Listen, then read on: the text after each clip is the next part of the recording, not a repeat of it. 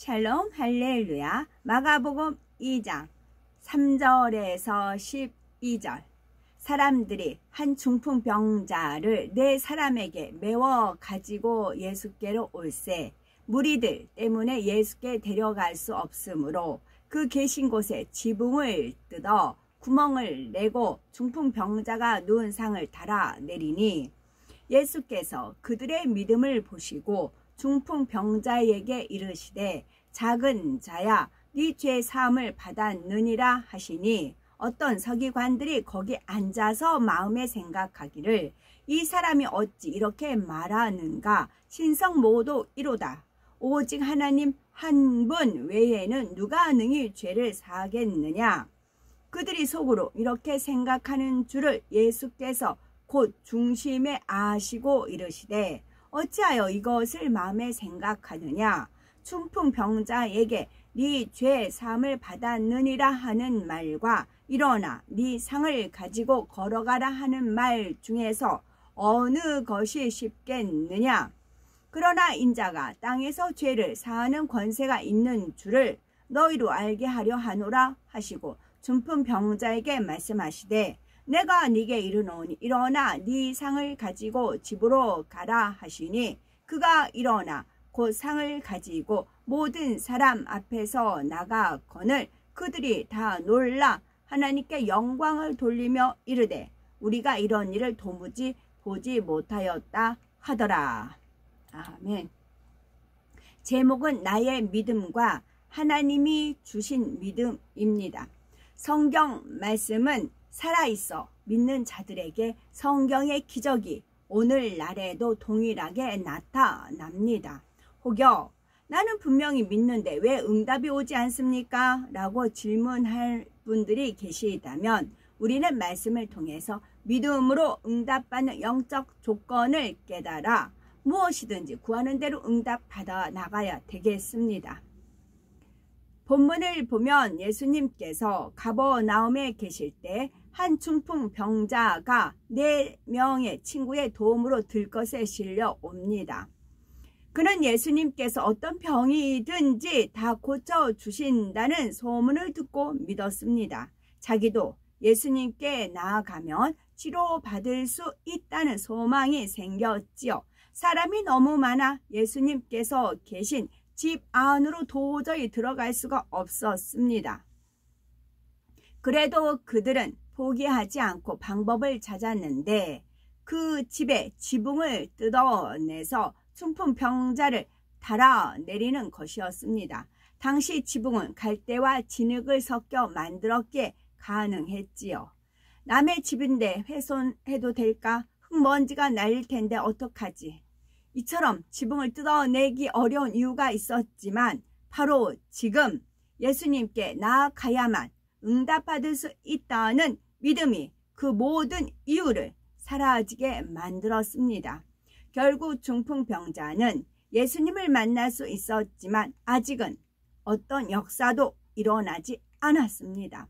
그러면 언제 응답이 임했나요? 5절에 예수께서 저희의 믿음을 보시고 중풍병자에게 이르시되 소자야 네 죄사함을 받았느니라 하시고 11절에 내가 네게 이르노니 일어나 네 상을 가지고 집으로 가라 말씀하셨을 때 중풍병이 치료되었습니다. 이와 같이 믿음으로 응답받으려면 어떤 과정을 거쳐야 하는 것일까요?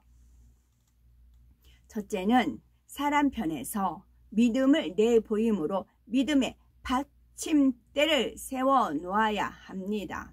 두 번째는 죄의 담이 없어야 합니다. 셋째는 하나님께로부터 영적인 믿음을 선물로 받아야 합니다.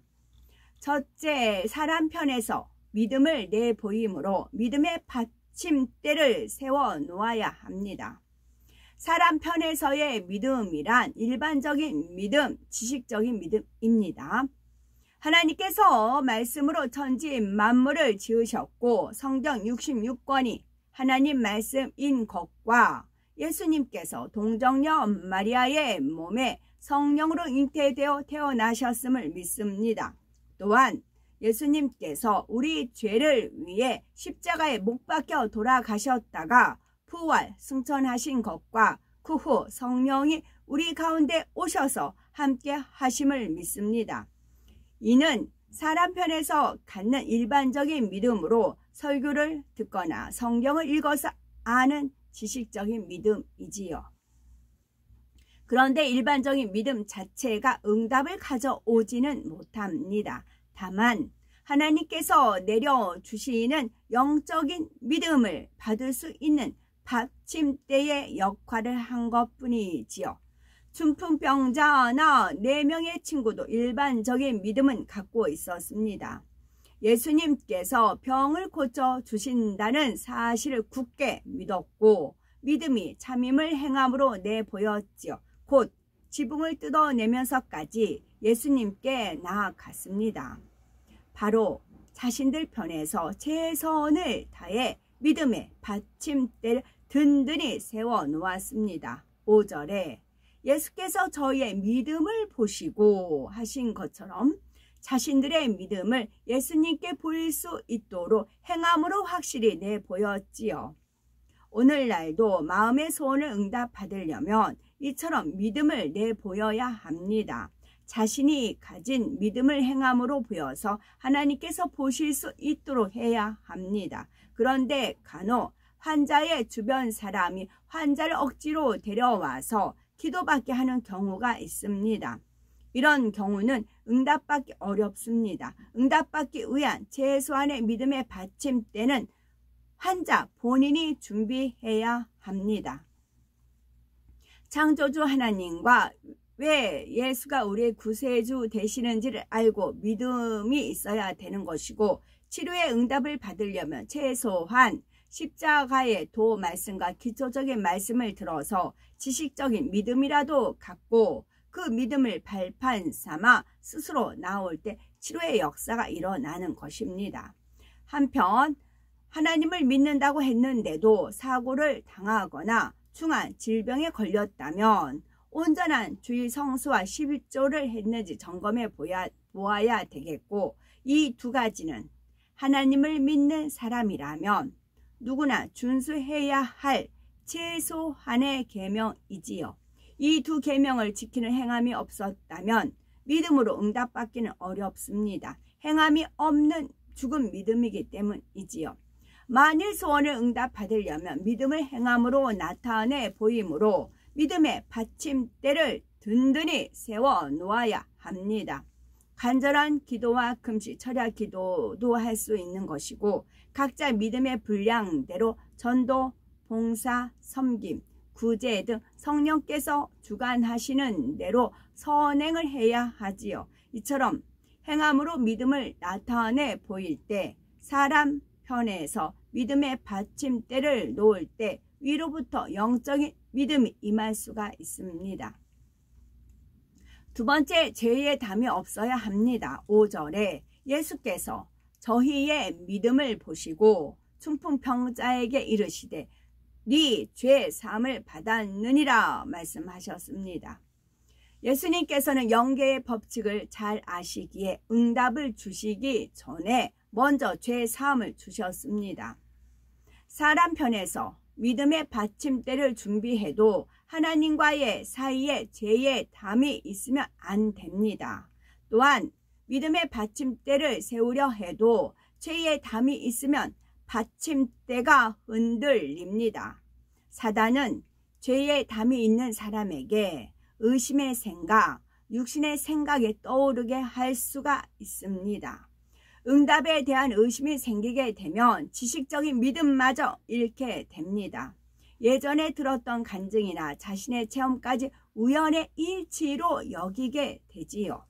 죄의 담이 있으면 사단이 부정적인 생각을 불러 일으켜서 믿음의 받침대가 세워지지 못하게 합니다. 결국 응답받기 어려워지지요. 그러므로 믿음으로 응답받기 위해서는 하나님과 사이에 죄의 담이 없어야 합니다. 혹여 나는 죄를 지었으니까 하나님께서 응답 안 해주시겠다라고 생각하시는 분이 계신지요. 온 영의 마음을 이루기 전까지는 죄를 짓지 않도록 노력해야 하지만 죄를 지었다면 회개하면 됩니다. 저가 빛 가운데 계신 것 같이 우리도 빛 가운데 행하면 우리가 서로 사귐이 있고 그 아들 예수의 피가 우리를 모든 죄에서 깨끗하게 하실 것이요 라고 하셨고, 만일 우리가 우리 죄를 자백하면 저는 미쁘시고 의로우사 우리 죄를 사하시며 모든 불의에서 우리를 깨끗게 하실 것이요 라고 말씀했습니다. 이 말씀을 의지하여 죄에 담이 있다면 먼저 자신의 죄를 하나님 앞에 진실하게 자백해야 합니다. 그리고 죄에서 돌이켜 빛 가운데 행하면 예수님의 보혈의 공로로 모든 죄를 사함받을 수가 있습니다. 이렇게 죄에 담이 없는 상태에서 믿음의 받침대를 잘 세웠다면 사람 편에서 응답받을 준비를 마친 것입니다. 세 번째, 하나님께로부터 영적인 믿음을 선물로 받아야 합니다. 사람 편에서 아무리 잘 준비해도 하나님께서 영적인 믿음을 주시지 않으면 응답받을 수가 없습니다.